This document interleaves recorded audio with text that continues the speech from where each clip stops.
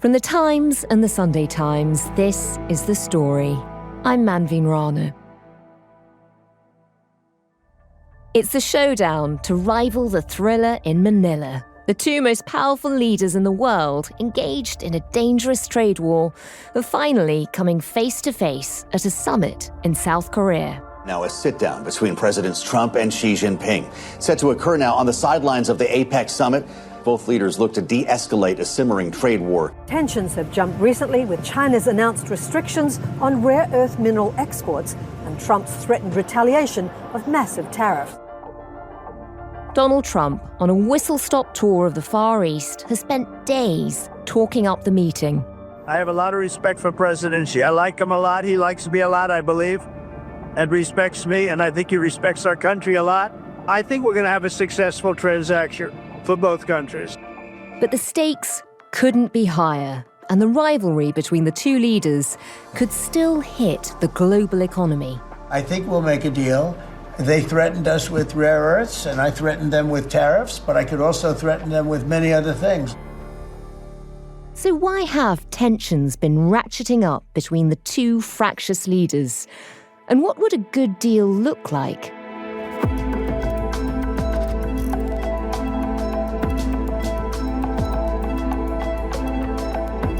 The story today: has China won the trade war?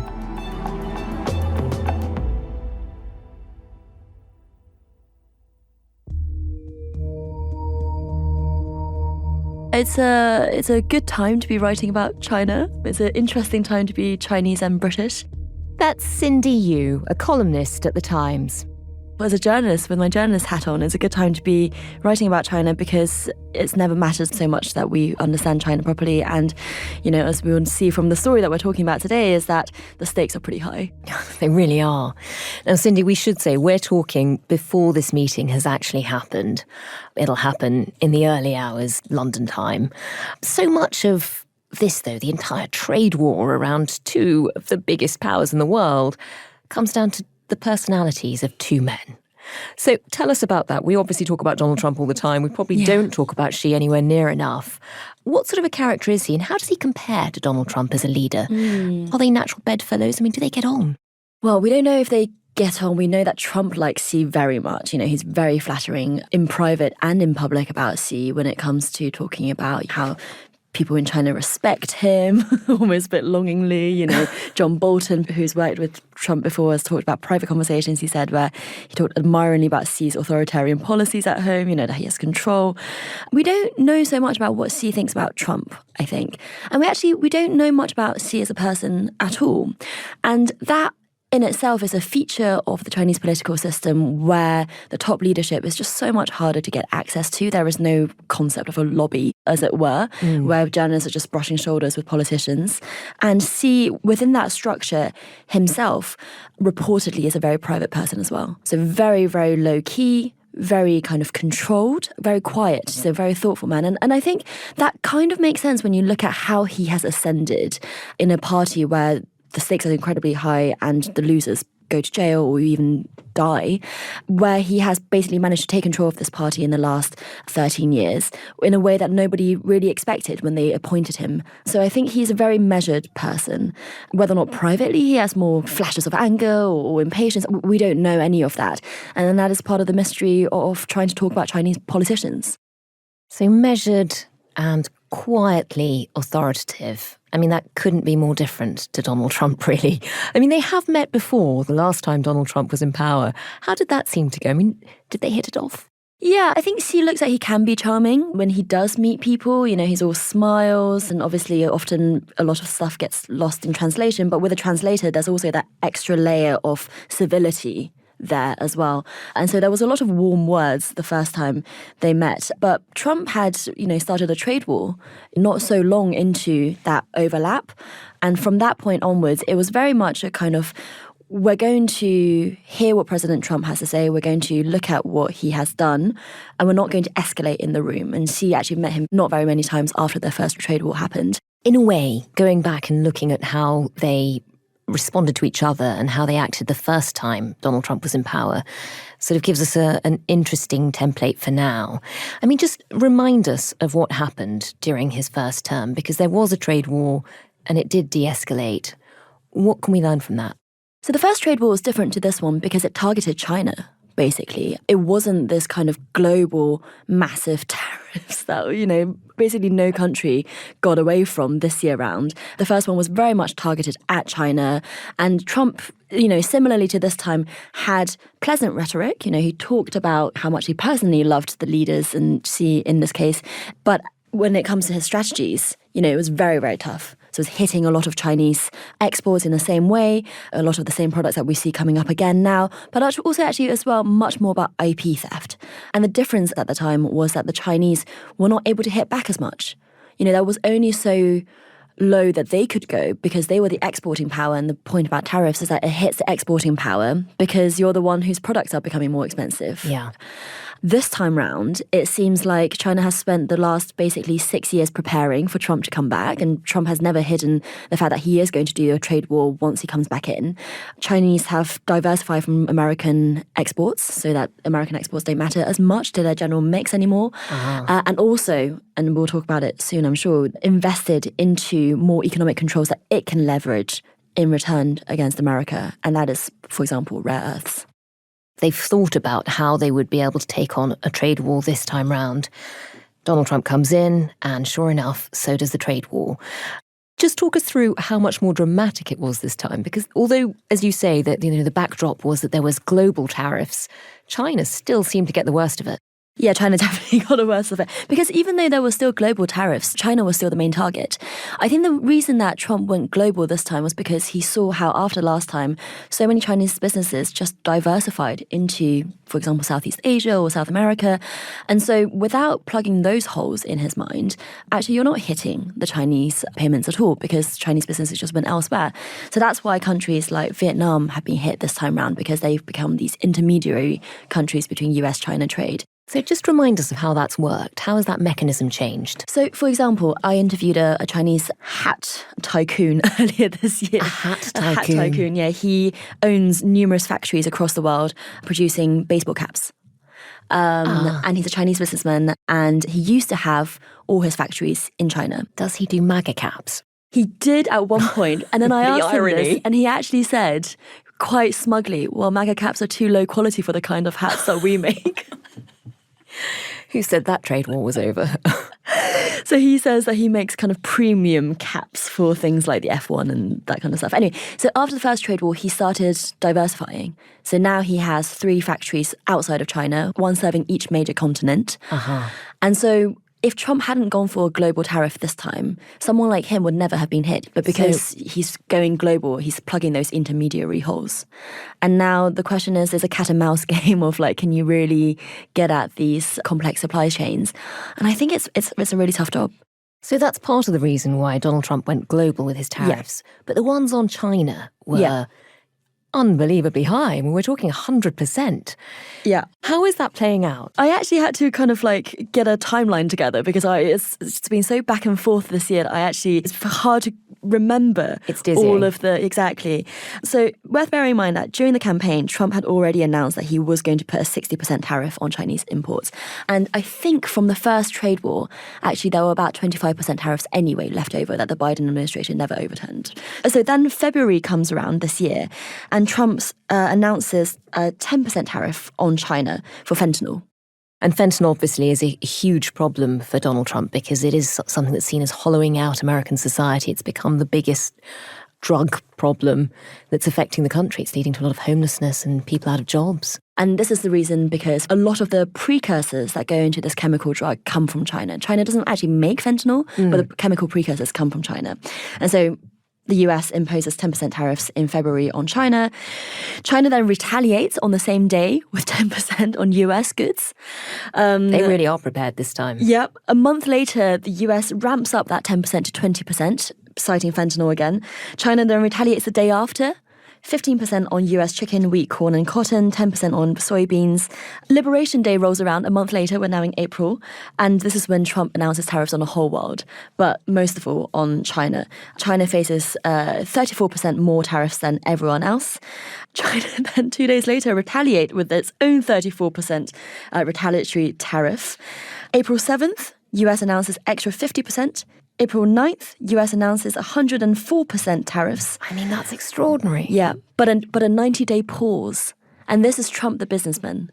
Because he's saying, here's the massive stick, I'm going to use it unless you back down. But I won't use it yet, I'm going to give you a chance to back down. And did that work? No. So China then, on April 9th, increased tariffs on US goods from 34% to 84%. Okay, so the art of the deal is not doing what it should Well, there. but already here, China's not matching like for like. Yeah. That's going back to that question of, the fundamentals here are that China exports much more to the US than the other way around, and so China can only go so low. On the same day, US escalates Chinese tariffs to 125%. Ouch. 2 days later, China raises US tariffs to 125% as well. And the two sides basically are in this kind of stalemate. Because, this is basically a trade embargo at this point. No global trade can survive doubling of prices. And how has that played out? Who has really suffered as a result of this, and who will be feeling the pinch? So it's worth saying that state of heightened tension only lasted for about a month. And their tariffs actually never really came in their full extent, because by May they had agreed a trade deal between the two. They had agreed to bring tariffs down to about 30% from the US to China and 10% from the Chinese to the US. So it's worth saying that never really happened. But even the instability that we have had, I think it has hit America quite hard, and China as well, but just on the American side first. There's been analysis that shows that actually it means that average household income have gone down by about $2,000 for the year. Analysis also shows that it's knocked off 0.5% off of real GDP growth for America this year. But for the Chinese side, there's also been impact. So August, Chinese exports to the US fell by a third compared to last year. And so I think this Asia trip that's culminating in this meeting between Xi and Trump is a kind of belated attempt to say, okay, we realize that we do need allies now, and let's make some deals after all. America's back. But how reliable is that? If you're one of these Southeast Asian leaders, you know what Trump's like. How reliable is any deal that you strike right now? And how do you know that he won't go back on it in 3 months' time? And Cindy, talk us through how we got to this meeting and how critical it is. Because we've sort of had, as you say, months of, the ramping up of rhetoric, the ramping up of tariffs. How did this meeting come about? Yeah, so we've had something of a ceasefire since May. There has been many more kind of non-tariff economic warfare methods, as it were. And so this latest meeting was always going to happen because it's coming at the sidelines of the APEC summit, which is a regional diplomatic summit, so where the US and the Chinese leaders often, at least at a high level, do meet. So it's always been penciled in. The tense mood music around this, though, has only come in the last, I would say, month or so. So end of September, what happened was that the US Commerce Department put in these quite wide-ranging sanctions on Chinese interests. So America has something called the Entities List, which is companies that it deems basically unsafe for national security reasons for America or its allies to be trading with. So companies on the Entities List are sanctioned basically from doing trade with the US and or its allies. The Chinese have tried to get around that by having these companies have subsidiaries. So, for example, if you're Huawei and you're on the Entities List, you might buy a supplier somewhere else. You might take a 60% stake or something like that in that supplier. And that supplier is not banned from doing your trade or procuring your supplies for you. End of September, the Commerce Department moved to close that loophole and say that any company that has more than 50% ownership by any company on the entities list is also subject to those sanctions, which I don't know exactly how big the scale is, but because so much of this has been a way for China to get around the sanctions question, it was seen as pretty aggressive as a move.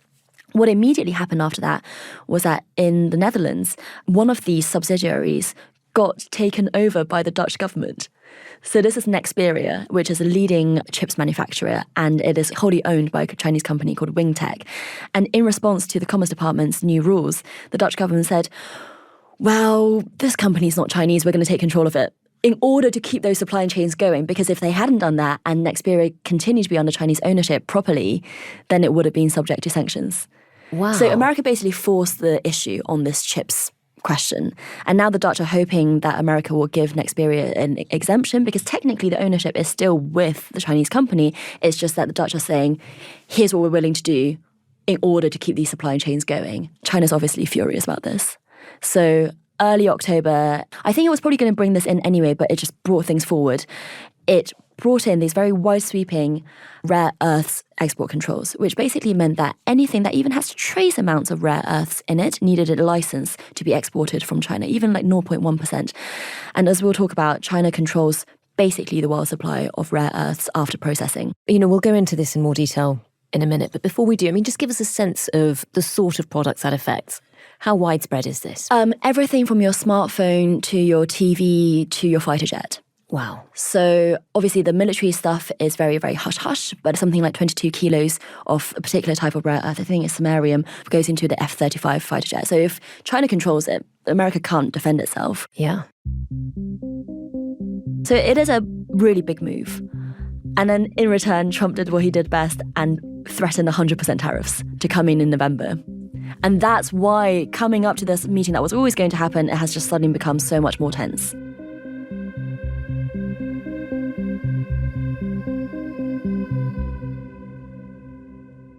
If those tariffs came in at the start of November, just how catastrophic would that be? So if those tariffs come in, it would mean that the total tariffs on China would be 155%. Again, we're into trade embargo territory because no consumer or business is going to buy that kind of good. And there will be a 2/3 increase in the price of things like clothing. And all of this as well coming up to the holiday season, where a lot of retailers rely on these few months to kind of make the whole year worth it. So there's a lot of pressure on both leaders going into this meeting. Trump obviously wants a deal on rare earths. He wants to make that go away. For Xi, this is about getting rid of the 100% tariffs. That was a disaster. What else is going to be on the table? So other things that are on the table for the US, as we mentioned, fentanyl is a really big one. If Trump can go home and say, I've managed to get China to do something on fentanyl that no president has ever been able to do before, I think that could be trumped up as a real big win for him. There's also the soybeans question where, I think China accounts for half of America's soybeans exports in a good year. It has bought basically nothing this year. And so that's a real hit on middle America as well, those farmers who are just trying to get by as well. Yeah. And then the TikTok deal as well. So without going into too complicated, Trump has struck a deal basically with American ownership of TikTok, but with ByteDance, the Chinese parent company, still having some influence on the board. It needs sign-off from the Chinese, but it basically means divesting this company. And then from the Chinese side, they haven't really said too much about what they're trying to get out of it, I think, because they don't want to set themselves up for failure. They don't want to set out targets that then we, the press, can measure them by. But I think if Trump said something on Taiwan, if Trump says, I've never supported Taiwan independence anyway, and the Taiwanese should just kind of live their lives and not try to get independent, then the Chinese would be really, really happy with that, even that just kind of rhetorical position. And then going back to that question about the sanctions from the Commerce Department, if that rule can be rolled back about the 50% ownership, the Chinese will be much happier as well, or delayed somehow maybe, is the middle ground that they will find. So if it doesn't affect subsidiaries of Exactly, Chinese companies. not immediately at least. It's possible that what we have is just basically a delaying of all of these threats from all sides, and that is taken as a victory. That would be enough. Yes, yeah. Cindy, we've been talking about the urgency of this summit and how so much of this has come about because of China's stance on rare earths. For listeners who aren't familiar, because it's something we don't talk about enough, but actually it affects every single one of us. Just take us back to the start. What are rare earth minerals? So rare earths refer to a group of about 17 metallic elements, and it's actually a bit of a misnomer because they're not rare in the Earth's crust at all. It's just that they're often found in such dispersed quantities that typically doesn't make sense to mine them. And they're used in the gadgets of everyday modern life. So smartphones, TV monitors, computer monitors, electric cars, fighter jets, radar systems, sonar systems. Basically every single thing that makes our world function as it is and makes countries be able to defend themselves using modern technology requires some little amount of rare earths. And so even if you don't need much of it, if you can control the supply of that, it's a pretty important position to be in. What makes China such a global leader on this? It's mainly because it's a manufacturing superpower. So The story about rare earths is actually fascinating because in the 20th century, it was actually the West that started scaling up their use first. And back in the 70s, America was a world leader in the manufacture of rare earths. Of course, the zeitgeist of the time was about globalization and free trade and division of labor across the world, which seems quite quaint now.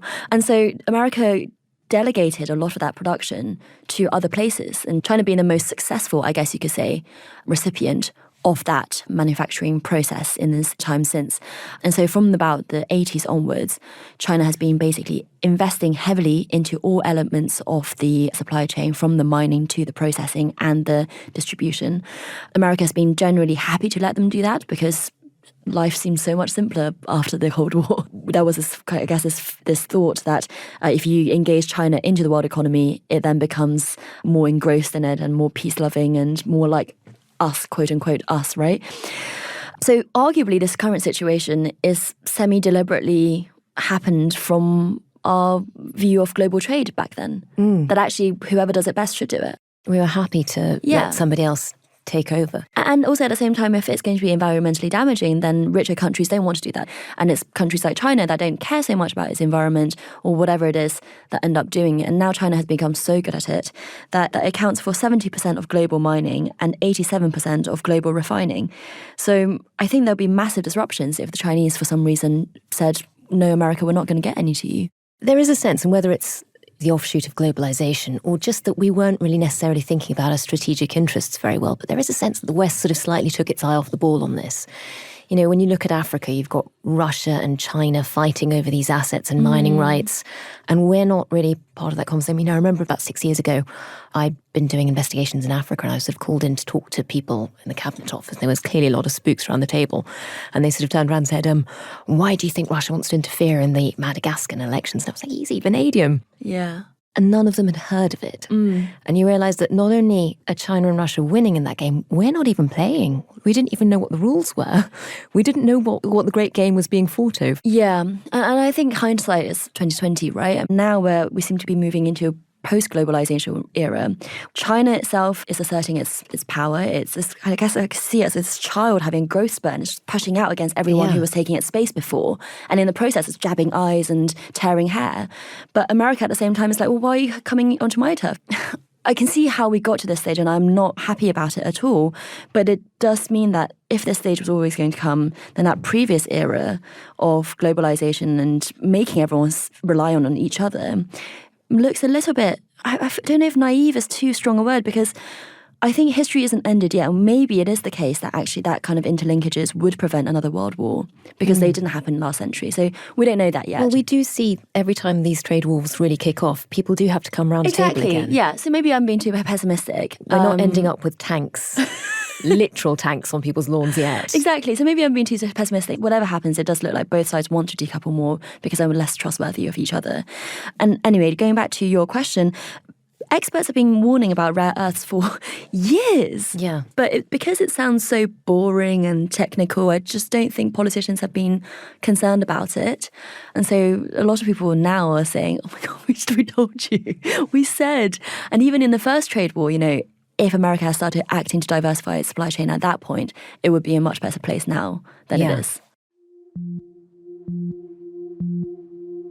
China has been quite strategic in understanding the importance of rare earths and really investing in them and knowing that the power that they would give them in the future, because, you know, I mean, you can't make a battery now without some of these rare earth minerals.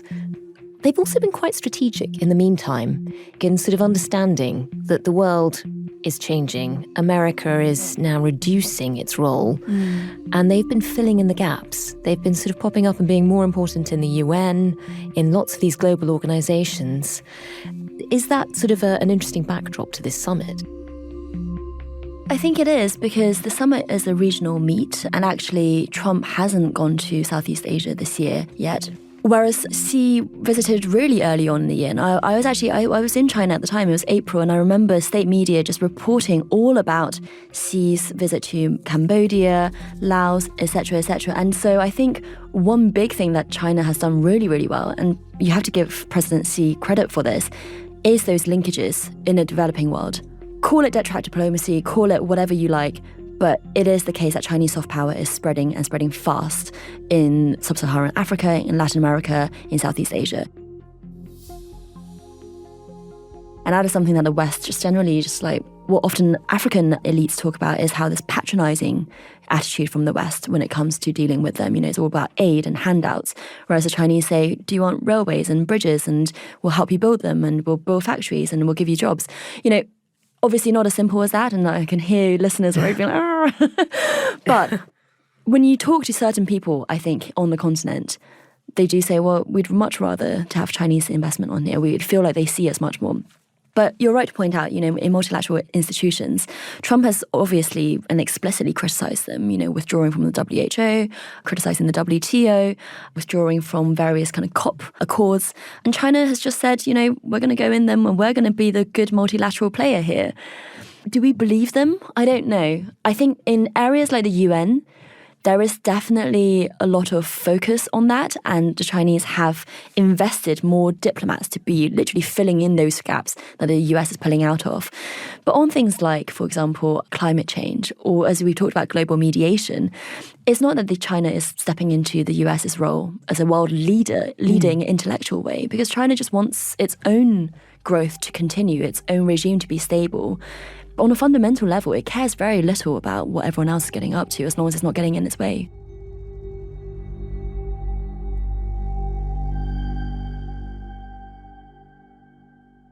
China has been very strategic in extending its influence around the world and, investing in all the things that make it absolutely essential for all of us to be able to trade with.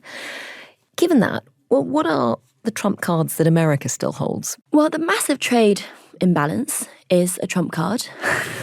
Sorry, lying I feel like we have to acknowledge what a bad gag it is, but yes. Sorry, listeners. But China is reliant on American trade still. We often think about it as, the West has lost jobs, lost industrialization, whatever it is. But actually, China is reliant on the West too, because if it loses its customers, it's also screwed. So I think on that sense, just the sheer scale of the American economy is really a big card that Trump can play. Other things is just rallying its allies as well. If, as we had under the Biden administration, the US can get everyone around the table and say, come to my club and don't go into the Chinese club, then I think China will be in a really tricky position. Because actually China's main trading partners are still the US and the EU, for example. And so China's playing a really kind of bolshy game. It's putting on brave face, but its cards are not as good and as solid as I think Xi wants them to look.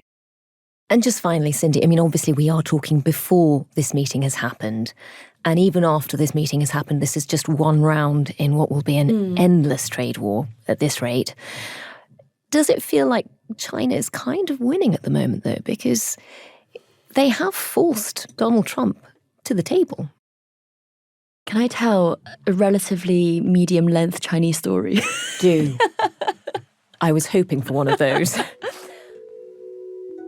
In Taoism, there's a parable of a man who lived on the border, and take yourself back to ancient China, lived on the border, barbarians on the other side, and one day one of his horses ran away into the barbarian lands, and all his neighbors said, "Oh, you poor man, what bad luck?" And he said, "Well, we don't know yet." And then a few months later, the horse came back and brought with it a herd of amazing, bigger barbarian horses. And all his neighbors said, "Well, what amazing luck you have." And the old man said, "We don't know yet." A few months after that, his only son, was riding one of these horses and fell off and broke his leg. Again, the neighbors were commiserating. And this time, again, the old man said, "We don't know yet." And by this point, you must think the neighbours think he's a very strange old man. And then a year later, conscription comes for the dynasty to be asking for soldiers to fight the barbarians. And his son gets looked over because he's a cripple. And so, good luck, bad luck. Good luck, bad luck. So in Taoism, the story is told to say, you don't know how the universe is going to work out. And you just have to kind of go with the flow, as it were. But I think it is just a good example of we don't really know what any of these moves, what their long-term impact will be. Back in the 80s, it made sense for America to use the cheapest producer of rare earths that it could find. Now it doesn't make sense. If China is using rare earths as a hostage diplomacy method, does that not spur diversification at a faster rate in the future? So I think it is really, really hard to say who's going to win this, because I think both sides are sowing seeds for what will happen in the future, and that could be good or bad. We just don't know yet.